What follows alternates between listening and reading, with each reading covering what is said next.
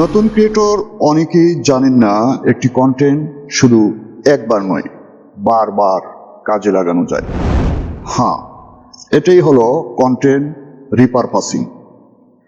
একটি আইডিয়া থেকে নতুন নতুন ফরম্যাটে রূপ দিয়ে বারবার ভ্যালু তৈরি করা, ফলে সময় বাঁচবে, রিচ বাড়বে, আর সকল প্ল্যাটফর্মে অডিয়েন্স এঙ্গেজ হবে।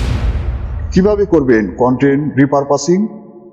লং ভিডিওকে ছোট ছোট রিলস বানান, টেক্সট ওভারলে ব্যবহার করে নতুনভাবে সাজান, ভিডিও থেকে স্ক্রিনশট নিয়ে ছবি তৈরি করুন, নতুন ক্যাপশন আর ট্রেন্ডিং হ্যাশট্যাগ ব্যবহার করে আবার ঝকঝকে করুন। মনে রাখবেন, একটি স্মার্ট আইডিয়া পুরনো কন্টেন্টকেও ফ্রেশ করে আবার নতুন প্রাণ দিতে পারে।